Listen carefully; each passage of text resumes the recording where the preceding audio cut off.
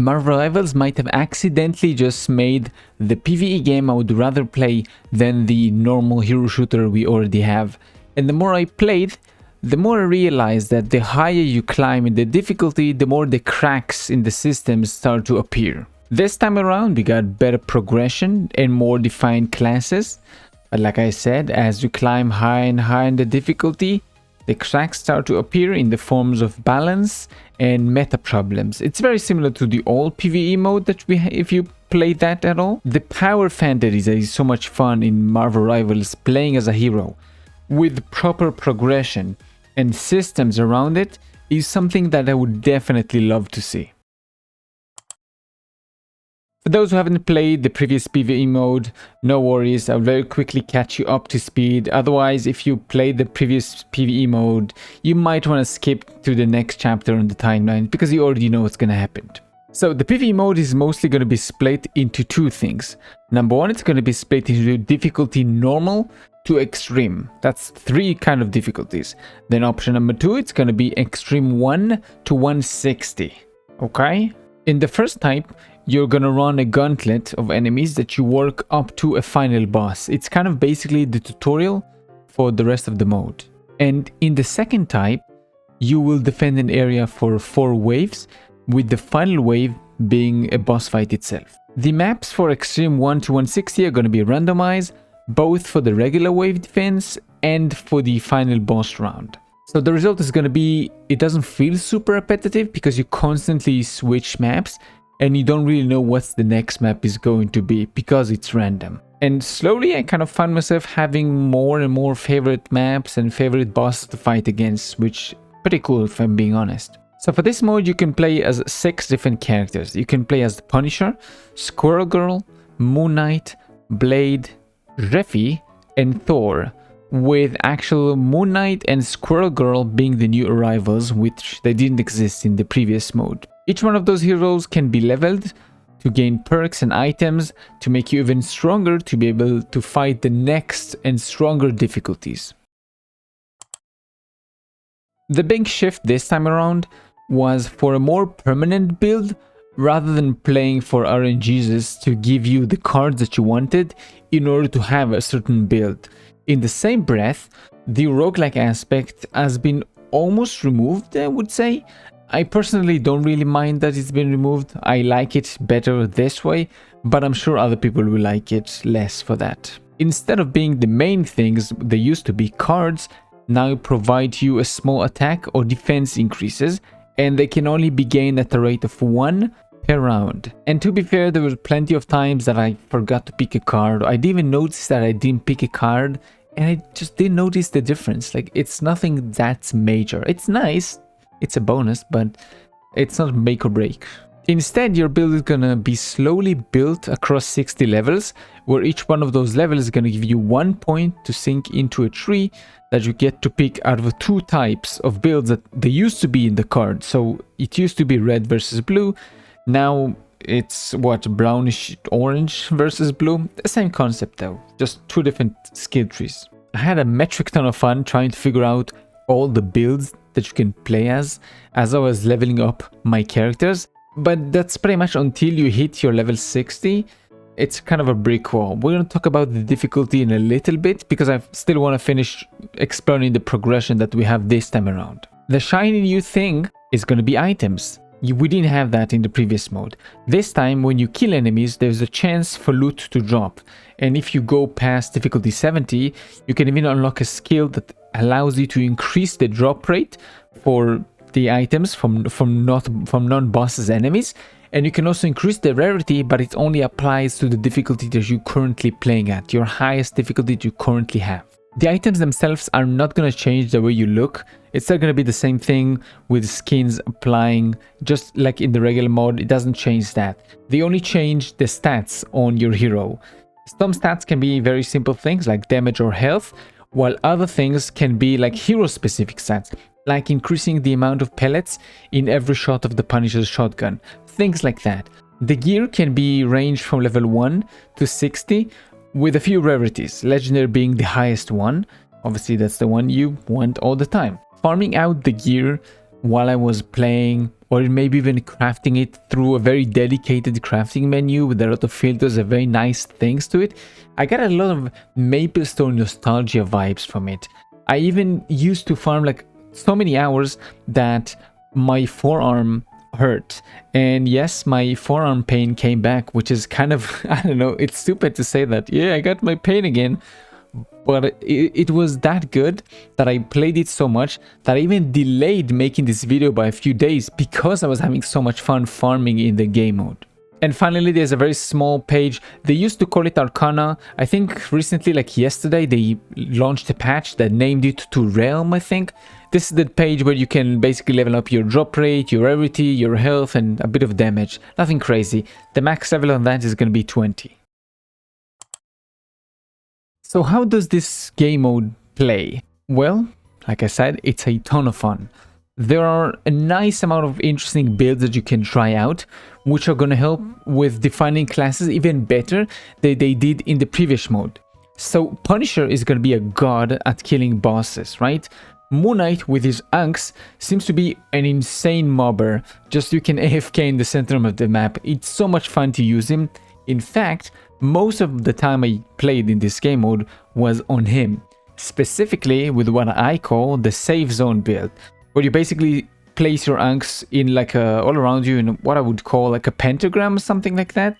You sit in the central position, Ankhs all around you, combine that with HP gained on enemy kill on your armor, and you can pretty much AFK all the way to difficulty 60, 70, maybe even 80 if you got some good stats on your gear. What was so much fun for me using this build is that on some maps, sometimes your allies are going to be taking the initiative. They're going to push into the enemy spawn zones where they come in from, and most of the time they're pretty much going to die or get very close to dying.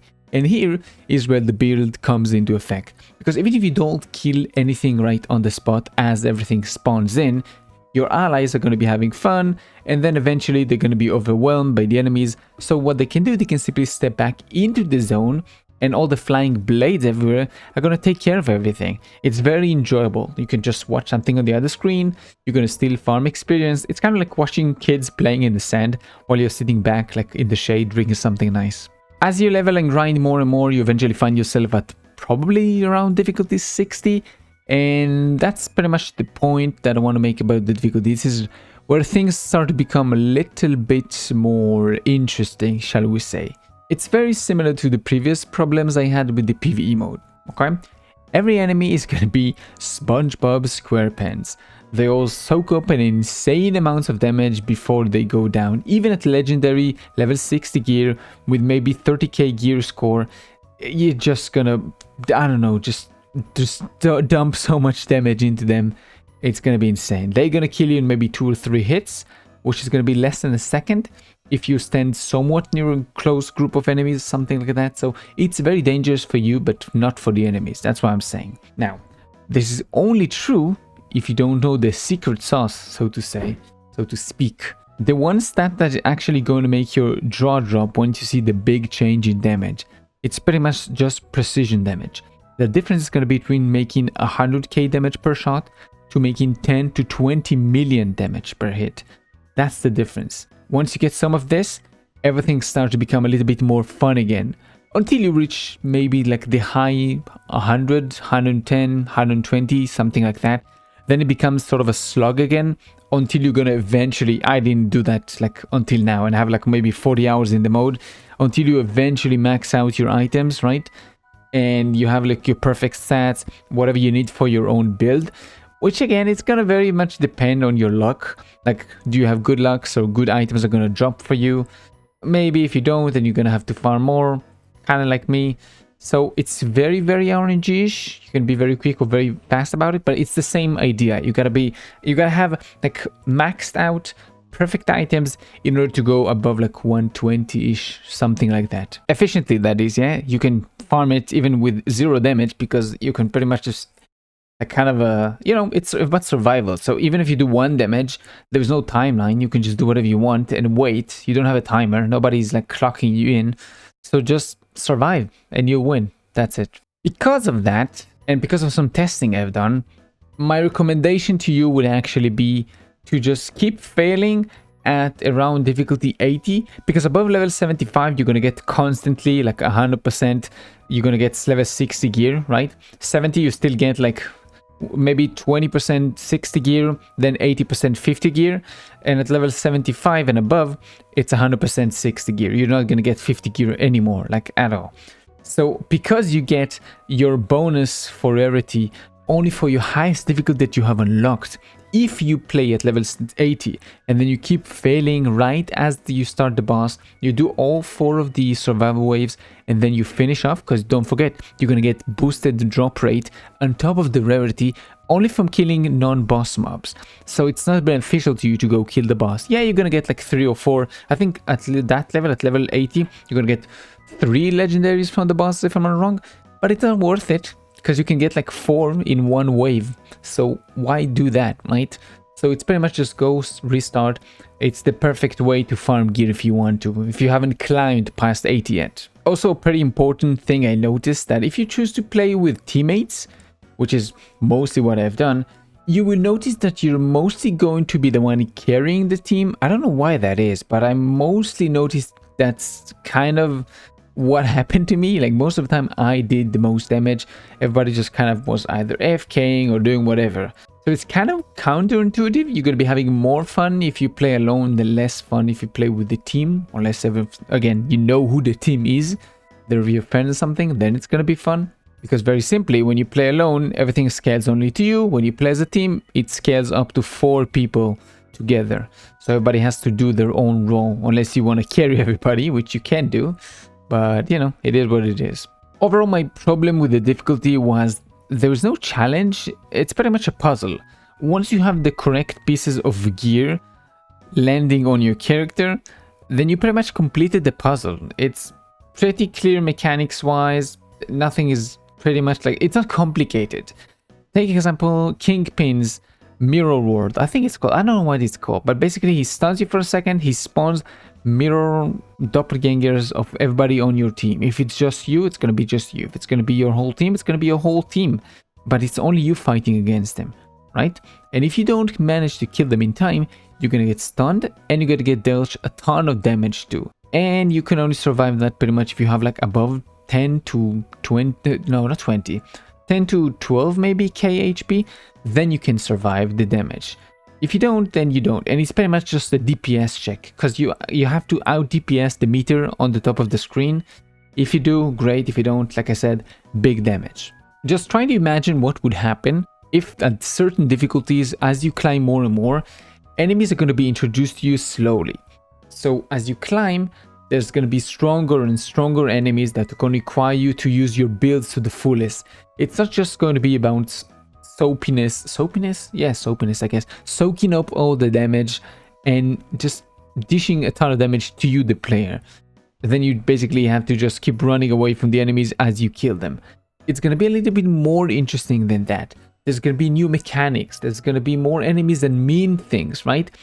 More maybe mini bosses that spawn in through the regular waves and not only at the ending on the 5th wave. This actually, I think, would be way more interesting and encourage you to play higher difficulties, because it's more engaging rather than just like botting the lower difficulties to just farm stones for gear or something like that.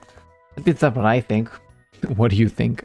Now, for the builds themselves, some hero can actually benefit from using both of their skill trees, while other heroes are pretty much going to be counted as wasted points. You have no use to spend any of those points on those skills. Let's use Moon Knight and Squirrel Girl, for example, okay? Moon Knight is pretty much black and white. You either choose this tree or the other one. You can't mix them up, because you just won't get any of the buffs once you go down a specific tree. I even tried to take things like Ankh Lifesteal or periodic enemy pulls in, like pretty much like you throw the Ankh in and it pulls the enemies, right? That effect. So it's gonna happen like periodically, like once in a while, right? It doesn't happen. You have to go down the orange tree completely in order to have those. I tested it like multiple times. It might just need like effects to the text to say that, hey, this only applies to Ankhs that are going to be made using the orange skill tree, right? So maybe it's just the wording wasn't there correctly. maybe that. Maybe it's supposed to work, but it's simply bugged. I don't know. That's the problem. Take, for example, Squirrel Girl, right? She clearly benefits from the synergy because there is multiple skills that allow you to take like her main shots, which spread out, right? And then on top of those, you can do damage over time. So you do AoE and damage over time by combining skills from different things. I think one in the orange tree, you like split your shots. And then I think in the blue tree, there's gonna be like, I think it's called Squirrel Friends. Basically, like you attach a squirrel to an enemy and it deals damage over time. That's pretty much it. You can stack it, I think, up to 100. I'm not a really sociable person. I'd pretty much rather do things on my own and solve shit on my own way. But I very much often find myself actually talking to people and even like throwing a tip here and there when I went back to like lower difficulties to just farm casually. When somebody asks me, or just, I don't know, I just love to help whenever I can, because hey, I wish I knew those tips when I was climbing, right? Even if I could, and it's gonna be better for me to farm like level 160 to get better gear consistently there, I very much often find myself at around 70 difficulty, queuing up in order to help people break the barrier to unlock the drop rate buff and the achievements that you get from doing that. It's just fun. I mean, it's very simple for me, but for other people it's going to be very like big for them to unlock the drop rate. So I think like, hey, why not, right? I also gain things from it, so we both win. This is gonna get a little bit annoying sometimes when people are kind of expecting to be carried, even if they don't know you. Like if they ask me, hey, do you mind if you like AFK? No, go ahead, why not? You're gonna get more gear if I kill everything, right? I don't mind that. You can, I even said like many times, hey, bring in your like lower tier characters, let them farm experience. I'm farming gear anyway, so why not? But some people are just gonna be expecting, they're just gonna instantly like lock on the level 1 character, gonna go AFK, and that's pretty much it. No asking, no nothing. And it's sometimes very annoying that you have to carry like a bunch of people who are expecting to play on higher difficulties with like very low tier gear, because they just kind of expect that somebody's gonna do work. And it wasn't really fun sometimes. When people ask you, it's fine, but you know, like I said, it's very 50-50, whether you care for it or not, because people like this, people like that.